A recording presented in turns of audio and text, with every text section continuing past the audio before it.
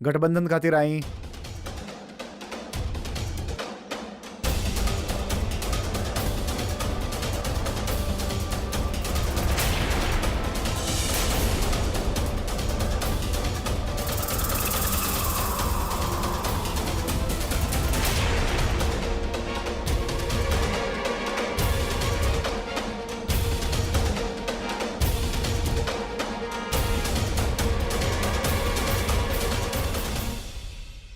अब आप लोग वरमाला खातिर खड़ा हो जाएं।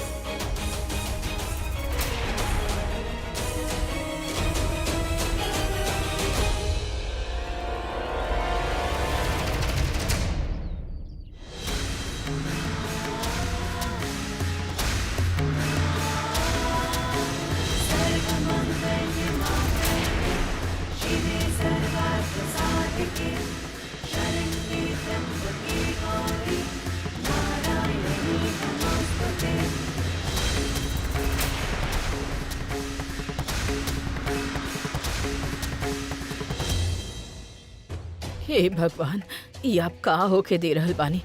कुछ करी, हमार बच्ची तबाह हो जाई। बुलबुल तो आपके पास है बाड़ी, फिर आप तक ओकर आखिरी विश कैसे ना पहुंच रहा। प्लीज ओकर बात सुनी, कोनो भी तरह से रोक दी शादी। कमाल है, जौने भगवान से आज तक हम कुछ ना मांगनी, आज उहे भगवान के मंदिर में हमार विश पूरा हो रहा बा। हम जीत गई नहीं प्रज्ञा, और तू हार गईलू। तू अपन सब कुछ हार गईलू। हम जानत बानी ऐसा होखी ना, फिर भी पता ना काहे हम क्या ऐसा लागत बा कि प्रज्ञा आई, वो आई और ये सब रोक दी।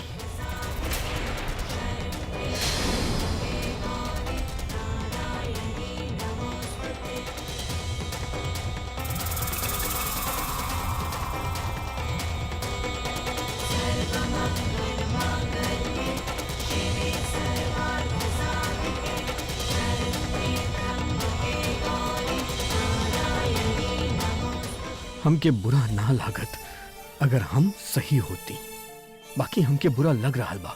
एकर मतलब हम गलत कर रहा बानी। बाकी बहुत देर हो चुकल बा, हमार शादी हो रहा बा और अब हम पीछे ना हट सकेली। रुक जाई।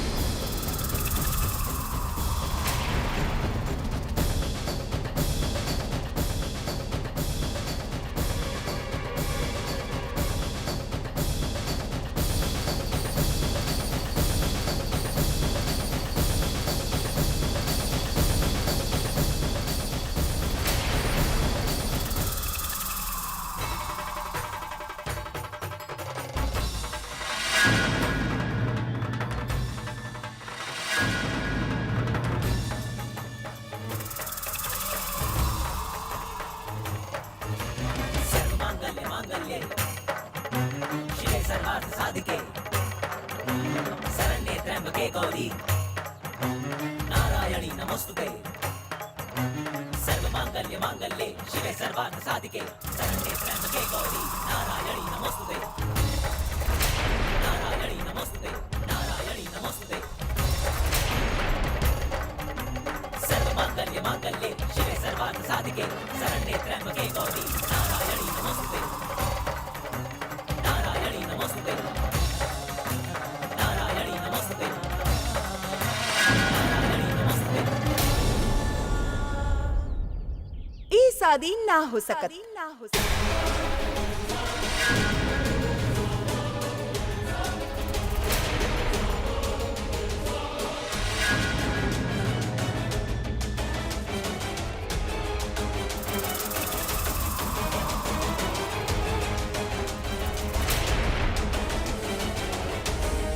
तार हिम्मत किसे भइल यहाँ पे आवे के? हम तरह के मना के लिए रहनी ना। यहाँ आवे के खातिर हिम्मत के ना वजह की जरूरत रहे तनु। वजह हमके मिल गए, हम आ गई नहीं। वजह सबके सामने बताई।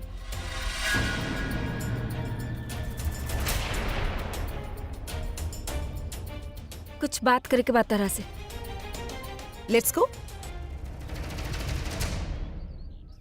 लागत आप भगवान हमार सुन ले। जौन तरह से प्रज्ञा आइल है, अभी शादी ना होगी।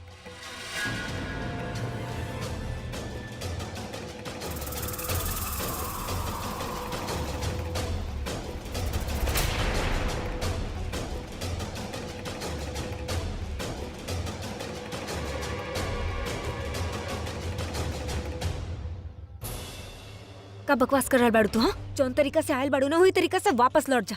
तू चैलेंज हार चुकल बाड़ू, तहार 12 घंटा पूरा हो चुकल बा। हमार अभी से शादी होखे वाला, और तू चाहत तब वो शादी न रोक सकले तो तू चल जा यहाँ से। हम अकेले आयल रहनी तनु, लेकिन अकेले ना जाई। जे हमारा ओके अपन साथ लेके जाई। आई थिंक तहरा अपन चश्मा साथ लेके आवत चाहत रहे। जे तहार रहे वो हमार हो चुकल बा। अभी मंडप में हमार वेट कर रहल बा। वेट ऊ ना, वेट तू कर रहल बाड़ू, और शायद जिंदगी भर करत रहबू। तेरा की पता बा, अगर हम थोड़ा भी देर से आई थी तो शायद तहार शादी हो चुकल होत। लेकिन फिर भी हम तरह के इनकर बीवी ना बने दे। तेरे मांग में लागल सिंदूर पोंछ देती, तेरे गले से मंगलसूत्र खींच लेती, प्रूफ कर देती कि इनकर बीवी तू ना हम बानी। तहार इनसे शादी इनवैलिड है, इलीगल है, सोशली रॉन्ग है। भले ही चैलेंज हम ना जीतनी, लेकिन तहरा के भी जीते ना दे। और तू चाहत का बाड़ू अपन जीत के जश्न मनावे चाहताड़ू, मना ले। लेकिन अपन शादी के सोसाइटी के साथ कबो सेलिब्रेट मत करी है, वरना तो खुदे फंस जाइबू। समझ लू ना? कौन बात न, रहे दे। तू बस इतना समझ ल कि तू अपन पति के दुनिया के सामने जीत के ट्रॉफी बना के पेश करा ना, ओकरी पहले हम तेरे हाथ से उनके छीन लेनी। तेरे खातिर से एगो मकसद होके, लेकिन हमरा पूरा दुनिया बढ़ेगू। का करबू तू? का करबू? भाई के पास जाइबू, गिड़गिड़ाइबू, उनके बोलबू कि हमरे साथ ऐसा मत कर, हम आपके पत्नी बानी, हम ई बानी, हम ऊ बानी। अगर तू ऐसा कुछ सोच भी रहल बाड़ू त तू कुछ भी ना कर पाइबू, काहे कि हम तहरा के भाई के पास फटके भी ना दे। आलिया जी दूसरों के परमिशन से ओकरे घर में रहत हो के ना, उनके दूसरों के परमिशन देवे की कोशिश ना करे चाहिए। ई शादी तो हम ना होके दे। तू रोके चाहत बाड़ू तो रोक के दिखा।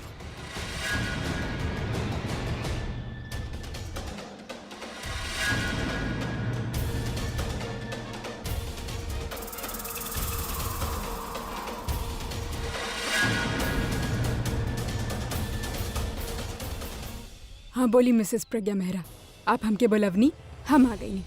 बताई कौन बिया औरत जे आपके शादीशुदा जिंदगी में दूसरे की औरत बन के बैठल बिया? के बियाऊ जे आपके डिवोर्स के बिना आपके पति से शादी कर रहल बिया? ओ बानी, और वो बाड़े हमार पति। तब बताई केकर हालत पहले खराब करे के बाद? हालत तो वही के खराब हो की जे सामने आई। जे पीछे हट जाई वो बच जाई। देखी मैम, आपके कौनो गलत फहमी भइल बा। ई जे कुछ भी बोल रहल बिया वो सब कुछ झूठ है।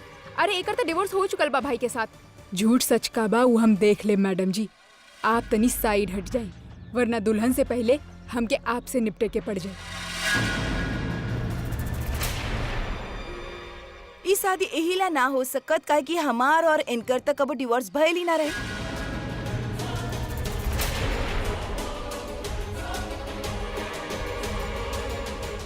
जॉन पेपर्स हम साइन कैले रहनी वो वैलिड ना रहे।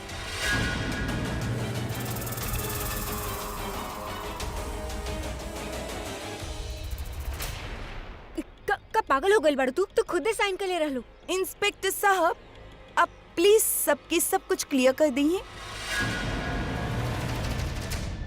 देखी जौना डिवोर्स पेपर पर इस साइन के लिए रहली वो ओरिजिनल ते रहे, लेकिन ओ समय ई होश में ना रहली। तो कानून के मुताबिक कोनो भी लीगल डॉक्यूमेंट्स पे साइन करे से पहले आपके होश में रहल बहुत जरूरी होखेला।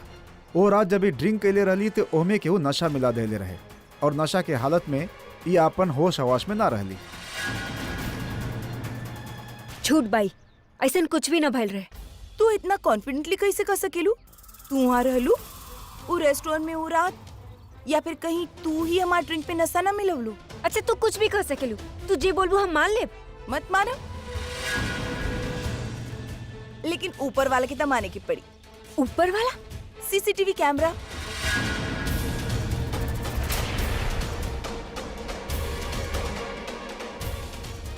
हमरे पास वो रात के सीसीटीवी फुटेज बा, वो रेस्टोरेंट की जहाँ हमनी गइल रहनी। खुद ही देख लो।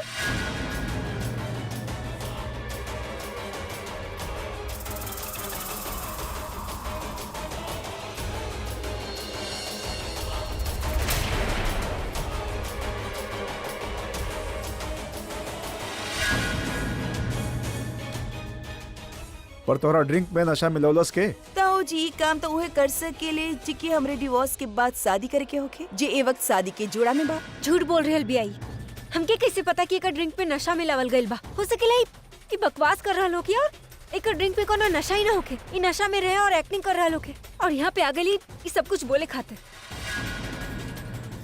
एकरे पास कोनो प्रूफ न भाई ई साबित करे खातिर यहाँ पे आयल बा सिर्फ हमार और अभी की शादी में प्रॉब्लम क्रिएट करे, और तो सबूत तो हमरे पास बा। हमार लॉयर सब कुछ खुद चेक कैलक, एकर सिग्नेचर भी चेक कैलक और हमके पता रहे तू ये सब कुछ जरूर करबो। एला हम लॉयर के एजे बुलौले बानी, मिस्टर झुनझुन वाला। बताई सबके कि प्रज्ञा के साइन असली बा की ना। तनु जी बिल्कुल सही कह रहल बानी, हम भी वो पेपर्स के अच्छा से चेक कैले बानी। वो पेपर्स पर प्रज्ञा जी के बिल्कुल करेक्ट साइन बा, परफेक्ट। और अगर प्रज्ञा जी नशा में होखती तो जाहिर से बात बा उनकर हाथ काप रहल होखत, और कापत हाथ से केहू इतना परफेक्ट साइन भला कैसे कर सकेला? और अब जब डिवोर्स पेपर पर दोनों पार्टी के साइन बा तो बिना कोनो ठोस सबूत या गवाह के कोनो भी कोर्ट ओके रिजेक्ट ना कर सकेला।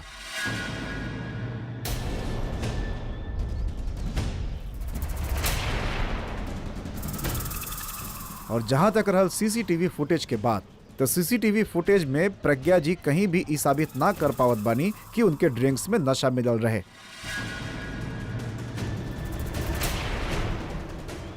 एकर मतलब ई बा कि तनु जी बिल्कुल सही कर रहल बानी। ई हो सकेला कि उस समय प्रज्ञा जी नशा में होके के एक्टिंग कर रहल होखन, या तो फिर ई भी हो सकेला कि प्रज्ञा जी अभी भी एक्टिंग कर रहल होखन। एक्टिंग करे में तो वैसे भी बहुत एक्सपर्ट बिया।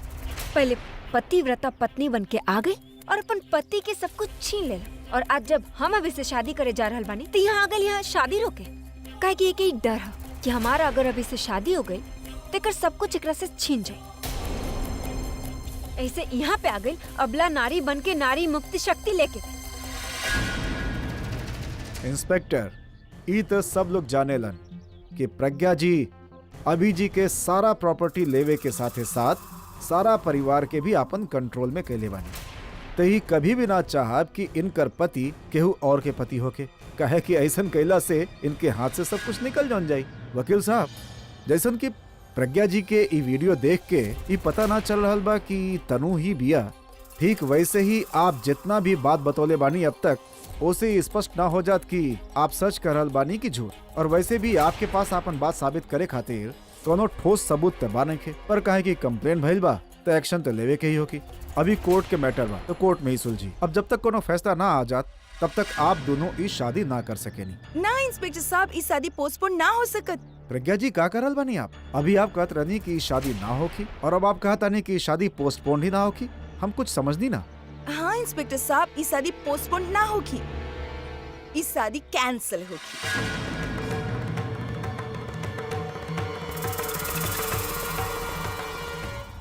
प्रज्ञा जी, ई शादी कैंसल ना हो सकत, काहे कि शादी कैंसल करे खातिर कोनो ठोस सबूत या गवाह चाहिए। हाँ, ठोस सबूत या गवाह लेके आई, फिर शादी कैंसिल करे के बात करी। हम जानत रहनी कि आप जैसा लॉयर कुछ ऐसा नहीं कही। एला सबूत और गवाह दोनों हम अपन साथे ले आयल बानी। मिस्टर योगेश, जरा संतोष के बुलाई है। संतोष, संतोष, जरा सबके बतावा कि ओ दिन का भल रहे जौने दिन हम, अभी सर और मैम वो रेस्टोरेंट में आयल रहनी। जी हाँ, वो रात हम इनका ड्रिंक में नशा के दवाई मिलौले रहनी। काहे मिलैले रहला? काहे कि वो हमके पैसा देले रहलीन ये सब करे खातिर।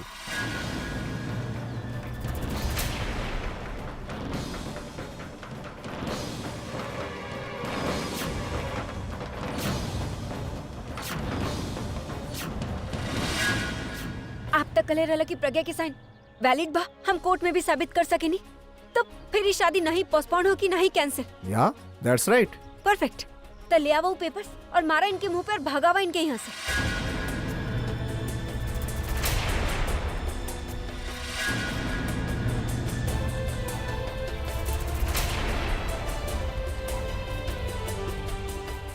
इंस्पेक्टर साहब का हम ये पेपर देख सके नहीं प्लीज? या श्योर।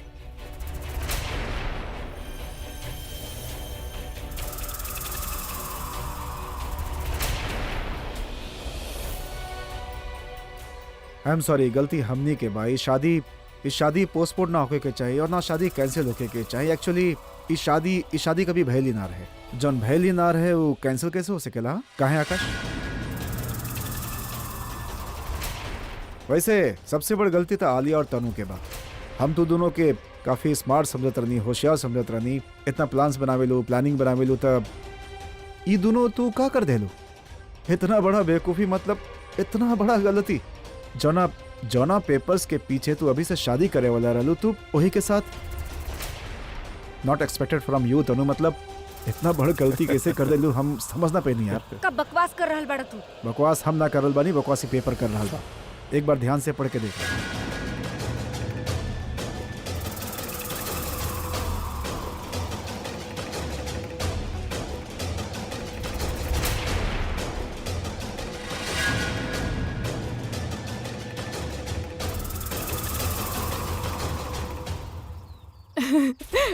ओह गॉड जी, ये तो उल्टा ही चक्कर है।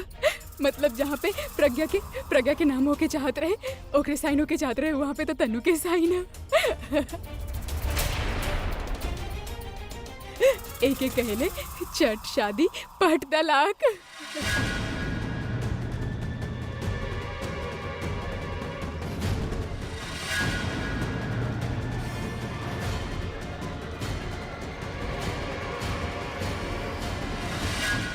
ये कैसे हो सकेला? हम ऐसे कोनो पेपर साइन ही ना कैले। ये हमार सिग्नेचर ना बा। यहाँ पे सिर्फ हमार नाम लिखल बा, लेकिन क्या और कैले हो कि ये हम ऐसे कोनो पेपर साइन ही ना कैनी। तू साइन ना कैलू पर डिवोर्स तो हो गइल ना। अब जब डिवोर्स हो चुकल बा त ई शादी नहीं के हो सकत। तू कुछ बोलबा कि हम ही बोलत जाई? प्रज्ञा के साइन करल पेपर कहाँ बा? I am sorry ma'am. हम नहीं जानत कि ई पेपर कैसे बदल गइल। मतलब पेपर नहीं के बदलल बा, पेपर्स तो वहे बा, लेकिन हमें प्रज्ञा के जगह पे आपके साइन कैसे हो गइल? I don't know ma'am. तू कैसे? कोनो काम के ना बड़ा। तारा के ई काम ला 1 रुपया भी ना मिली। जा यहाँ से। यार पूरब, हमके समझ में ना आ रहा बा कि वो पेपर्स गइल कहाँ।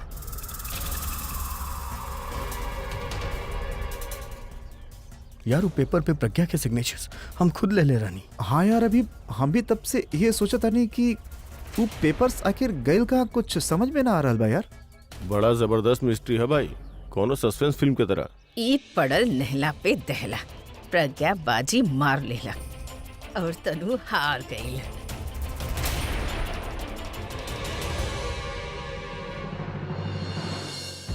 इंस्पेक्टर साहब, yes thank you so much. आप जौन मदद कैले ओकराला thank you. You are welcome. Ma'am, आपकी तम शुक्रिया कैसे कहीं कौन शब्द में ही कहीं हमके समझ में ना आ रहल। आप लोग जी काम औरतन खातिर कर रहल बानी, उससे अच्छा और कोनो काम ना हो सकत।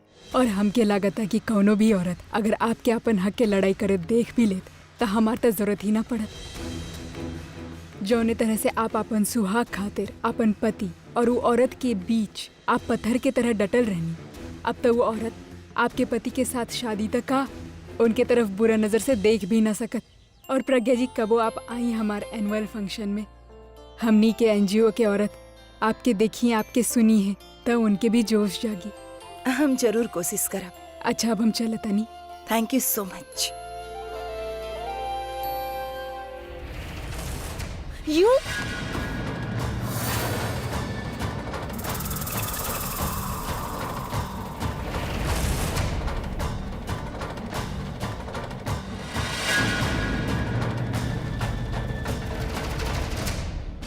हाथ में चूड़ी और पेट में बच्चा लेके हाथ मत उठावा, नुकसान तरह ही होगी। और ई बच्चा की तरह के खास ख्याल रखे के चाहिए। ई बच्चा के दम पे ही तो यहाँ तक पहुँचल बाड़ू, लेकिन इसे आगे नो एंट्री। का कह रही हम तरह से? हमार पति सिर्फ हमारा है और हमेशा हमरे ही रही, देख लो। और अगर नजर ना आ रहा होगी तो हमार चश्मा लगा के देख लिया, सब क्लियर नजर आई।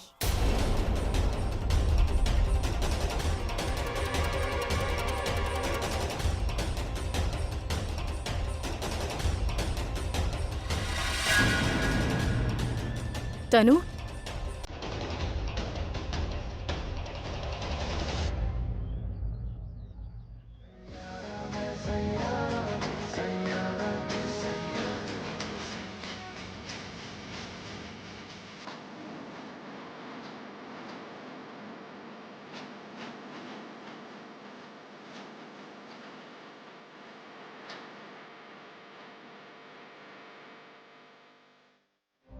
आप चिंता मत करा, डिवोर्स तो हम आपके दे ही देब, लेकिन अपन स्टाइल से।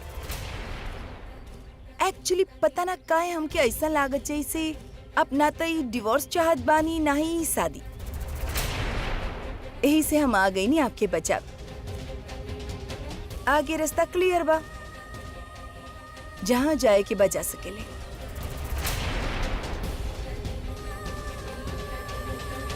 तनु, तनु, तनु बेटा, तनु बेटा कुछ तो बतावा, बात का है। मॉम हमके कुछ न पता, आप लोग प्लीज प्लीज यहाँ से चल जाइए। पर बेटा कुछ तो बताओ, वहाँ पे तलाक न भइल और न ही अब शादी होगी। शादी ना होगी?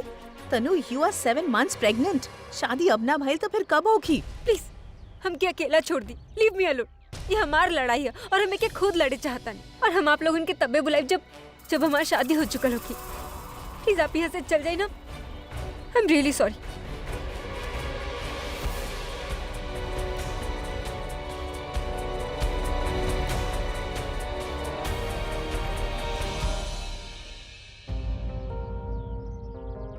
जियत रहा हमार बच्ची, पर हम हैरान पानी तू ई सब कैलू कैसे? सुबह हम देखले रहनी तो हर ई हालत देख के तो तोरा से बात तक ना होत रहे।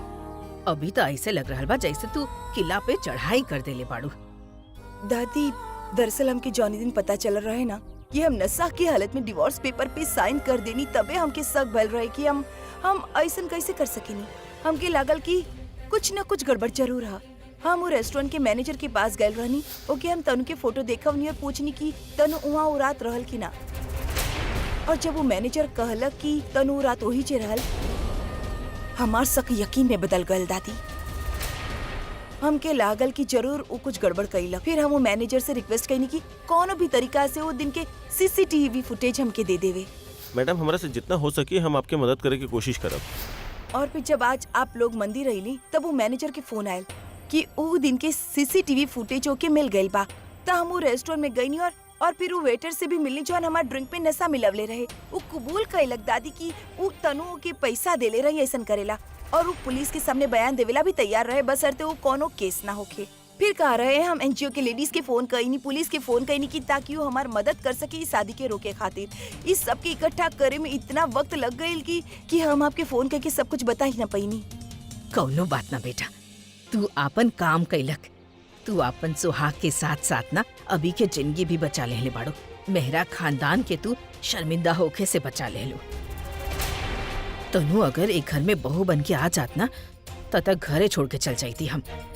चला बेटा, पहले भगवान के आगे माथा टिका जाए, फिर घर चला जाए। हाँ, वो प्रज्ञा दिमाग खराब कर दे लगता Tanu. She is really getting on my nerves now. सच में ये प्रज्ञा हमरे पीछे ही पड़ गई। तबे तो सोचत रहे अगर हम प्रेग्नेंट होती ना तो हमके मार ही डाले चाहत रहे, पर अब हमके मौका मिलल, अब हमें की जिंदा न छोड़े। यू नो व्हाट तनु, हम अब वो प्रज्ञा के बिल्कुल भी बर्दाश्त न कर सकत बनी। नफरत ना हमके उसे मन करेला ओकर खून ही कर दी, और हमनी के जल्द से जल्द कुछ ना कुछ सोचे हो कि ताकि परमानेंटली होके अपन लाइफ से बाहर कर दी। ऐसन हालत कर दे ना होकर कहीं मुंह दिखावे लायक न रही। ठीक बाले तो जे भी करे के बाद जल्दी करा। प्रेगनेंसी के मुश्किल के 7 महीना तक निकल गए, लेकिन प्रज्ञा के नाम के 7 दिन भी ना निकली। पहले तो सिर्फ शादी करे के रोकत रहे, और अब तो शादी के मंडप से उठा ले लक हमके। तनु तहार शादी ओके बर्बादी के तरफ पहला स्टेप रहे और वो उहे स्टेप बर्बाद कर देला। समझ ले का आपने आपके हमनी के जल्दी कुछ सोचे हो कि और ओके जल्दी घर से बाहर निकाले हो कि तनु I can't tolerate Har anymore. नफरत बा हमके ओकरा से जान लेवे के मन करेला। और हम कुछ ऐसा करब जैसे प्रज्ञा हमरे खिलाफ कोनो प्लान न कर पावे।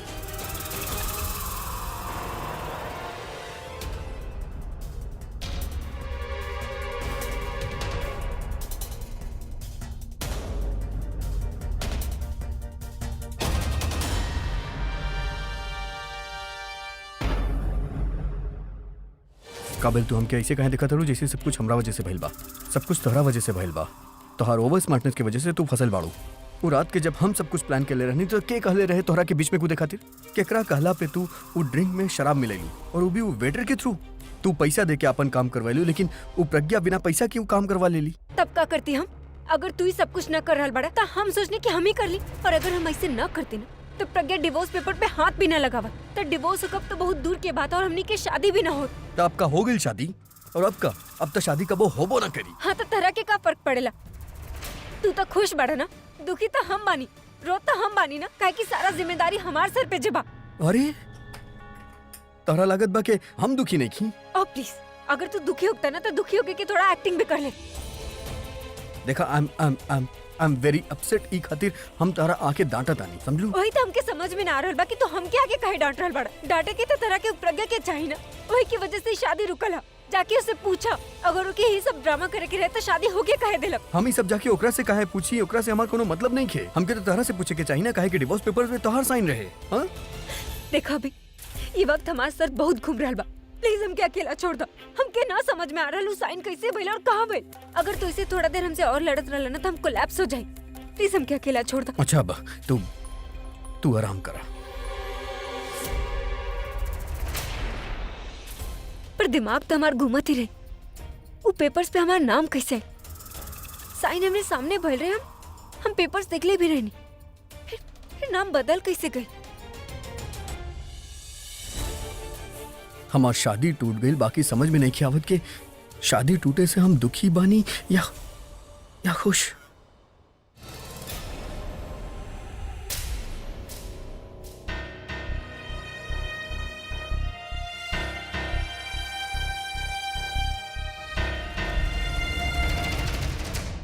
दी हम तो झुंझुन वाले के बारे में सोच के हंस रहल बानी। आयल तो ये सोच के रहे कि शादी के बाद पैसा लेके जाई, पर बेचारे के खाली गाली मिलल। और ऐसे पहले कि ओके मार पड़े तनु से, वो बेचारा सर खुजावत चुपके से निकल गई। बट सीरियसली सकल तनु के भी देखे लायक रहे जब ओकर हाथ में वो पेपर्स लागल। हैरान तो हम भी रहनी, तू लोग अगर पेपर्स बदल ही ले रहले तो हमके काहे ना बतावला? बेवजह इतना सब ड्रामा ना करे पड़े। दीदी आपके बतैनी ना, अगर हमनी खुद श्योर होती। आपके पता बा जब हमनी वहाँ गए रहनी तो ये इरादा से गए रहनी कि नकली पेपर वहाँ रख दे और असली पेपर अपना साथ ले आई। पर दी वहाँ जाके तब लॉटरी के साथ साथ जैकपॉट भी लग गए। हमके तो फाइल मिल गई जेमे निखिल कॉन्ट्रैक्ट बनौले रहे, ओकरा मुंह से खुद कॉन्ट्रैक्ट के बारे में हम सुन ले रहनी है। दी तब ये तो बहुत ही अच्छा भेल दी। और हाँ भाभी, जब हमने डिवोर्स पेपर लेवे ऑफिस में गई नहीं तो बेवकूफ वॉचमैन वहाँ के ऐलान बजा दिलस।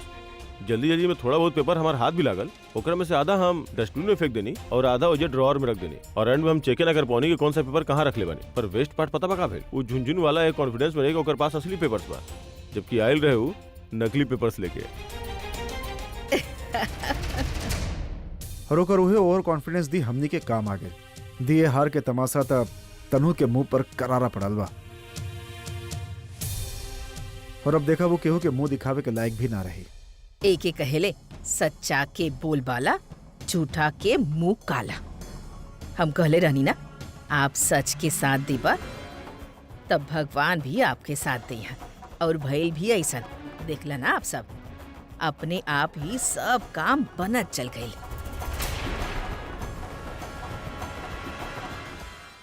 आई थिंक तनु से बात करके इससे अच्छा टाइम और हो ही ना सकत। ऐसे दुनिया के पहला दुल्हन होगी जी बिना शादी के अपन शादी की जड़ संभाल के रख रहल बिया। और ये तो बस शुरुआत है।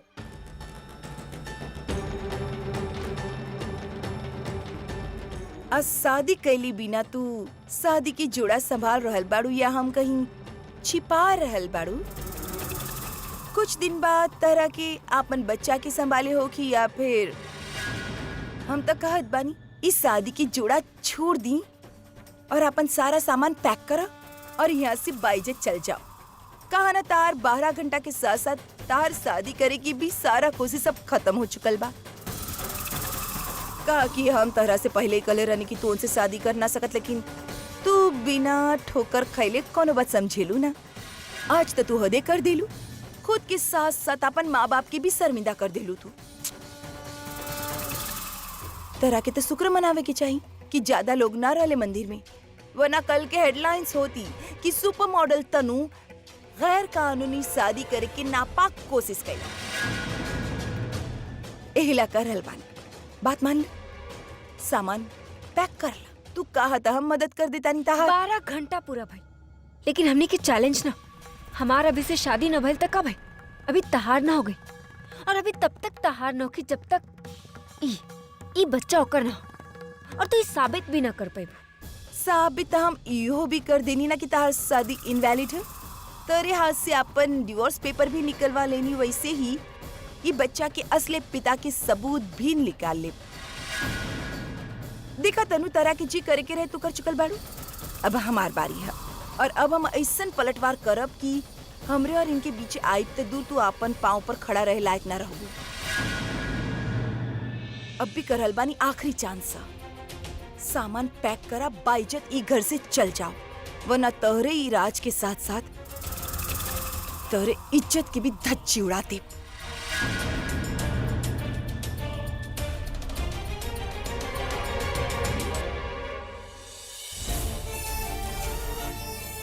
का जौन हम सोचा तानी उस सही बा? अगर ऊ सही बता, हाँ ये बा, ये है बा। आज अब खुद के पाले ले बानी और ये देख के हम इतना खुश बानी, हम आपकी बताना।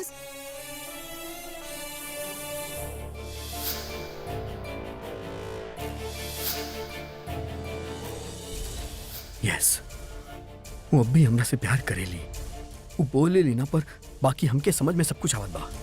अब आवे दा ओकरा के, आज तो हम ओकरा से ही कन्फेस करा के ही रहब कि वो भी हमरा से प्यार करेली।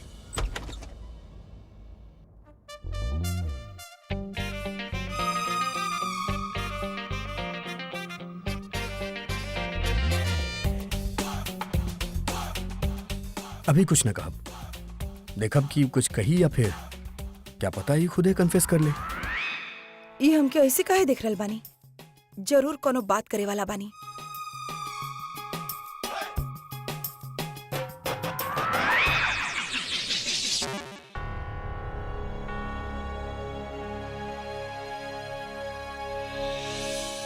लागत कोनो बहुत सीरियस बात है, तबे तो इतना सीरियस फेस बना के बैठल बानी।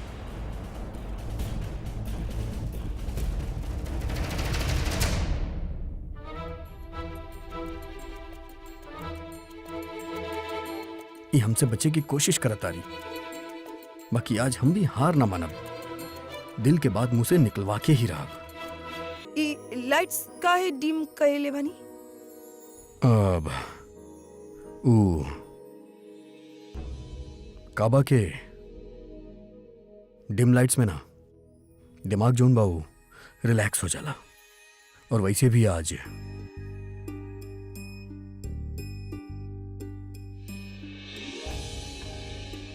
के दिन जोन रहे वो काफी स्ट्रेसफुल रहे ना।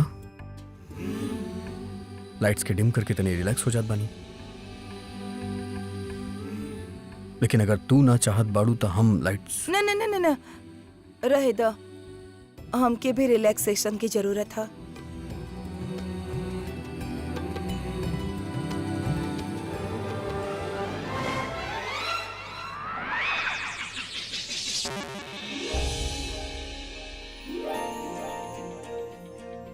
ऐसे काहे देख रहल बानी? हम तो तारा दिखता नहीं।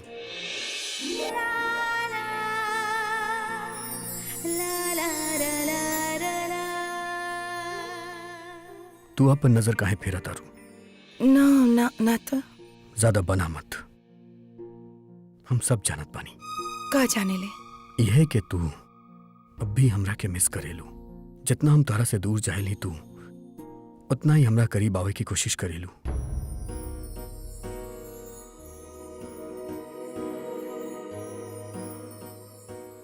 लेकिन तू शायद भूलत आरू के जब तू कोनो चीज के छुपावे की कोशिश करेलू ना तो वही चीज तोहार आंख में साफ नजर आवेला। स्ट्रांग लेडी बन के आयल रहलू ई घर में, बाकी हमके तोहार कमजोरी पता बा, और तोहार जोन कमजोरी बा वो हम बानी ना। ऐसन कुछ ना। ऐसन ही बा।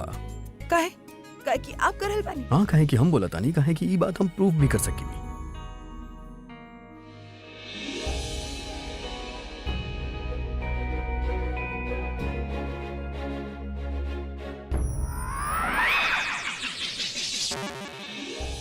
चला अब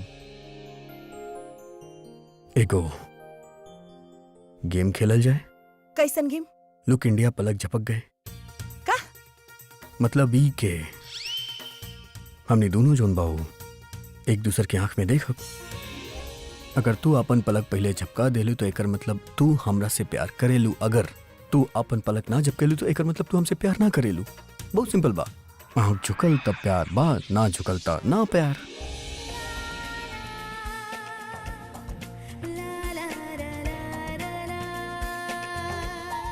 ओके फाइन। फंस गईल। अब एकरा का पता कि आंख ना झुकावल ही त प्यार होखेला। शुरू करी गेम। देखा तारा जोन बा अपन आंख बंद करे के होखी, ओकरा बाद हम 3 गिनब। हमरा 3 गिने के बाद तू अपन आंख खोल सकेलू, और जैसे ही तू अपन आंख खोलबू और जोन गेम बा उ शुरू हो जाई। रेडी? यस। हम गिनती शुरू करता नहीं। 3, 2,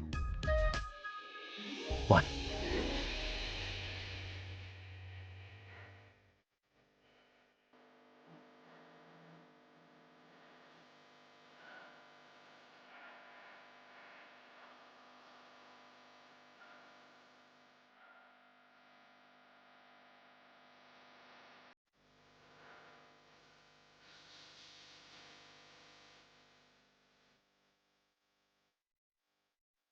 यस, आई वॉज राइट। ये हमरा से प्यार करेली, ये पनाह प्यार करेली। ओ नो, ये दिन पर चल रहे। हम कि इनकी आंख में देखी कि जॉनी फीलिंग्स के हम इतना दिन इनसे छिपा के रखनी, उई आज देख ले और हम अभी इनसे ना कह सकेनी। हम अपन मकसद पे ध्यान ना दे पाई। जब तक हम तनु और आलिया के इनसे दूर ना कर दें, हम इनके पास ना जा सकेनी। हम हार गए नहीं, मतलब नो प्यार। तू अच्छा तरह जाने लू कि गेम का रहे। पलक झपकाइल मतलब तू हमरा से प्यार करेलू। जौन बात तार आंख बोला था ऊ तू काहे नहीं के बोलत। बोला ना कि तू हमरा से प्यार करेलू, बोला ना कि तू हमरा बिना ना रह सकेलू, बोला ना। तू बोलत काहे नहीं खू हमरा के? ना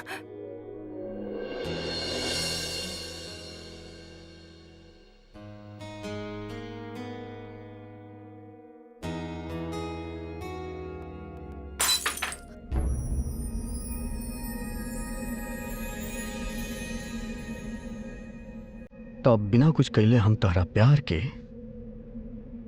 तारा सामने रख देव।